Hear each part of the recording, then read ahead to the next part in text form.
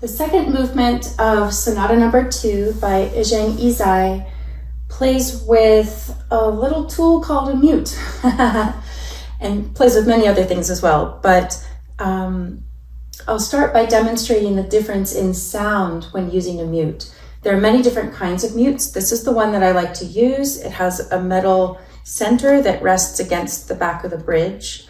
The way a mute works is it slightly impinges the vibrations of the bridge so that as the bridge carries the vibrations that the bow creates in the string, from the string to the top of the violin, and the top of the violin transfers the sound through a post over here, a tiny little stick propped inside the violin called a sound post, transfers that sound to the back of the instrument, so the whole instrument and the air inside of it is vibrating.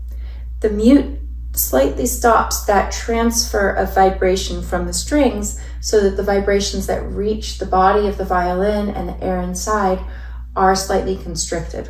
So without a mute, playing sort of quietly, it sounds like this. With the mute,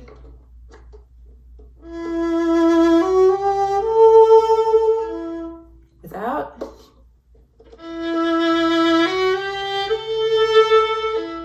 with,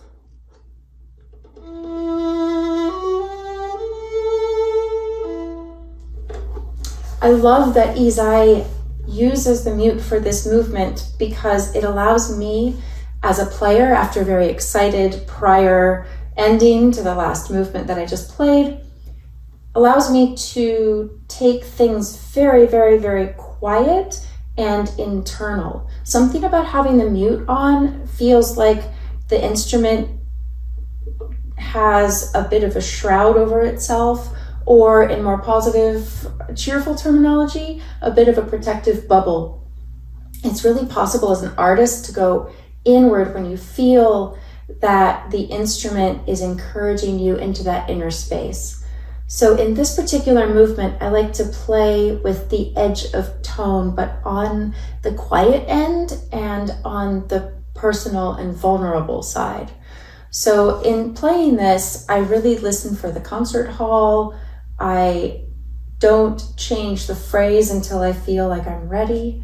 I'm the only person playing, so I have that freedom.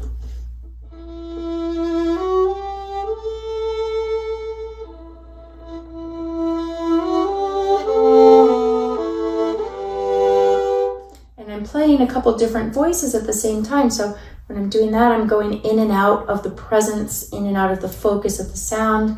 The mute really helps me to spin the sound a little differently. And by the end of this particular movement, there's a direct quote of Dies Irae where I'm holding the pedal tone and playing the melody, and I'm right on the verge of the tone not sounding.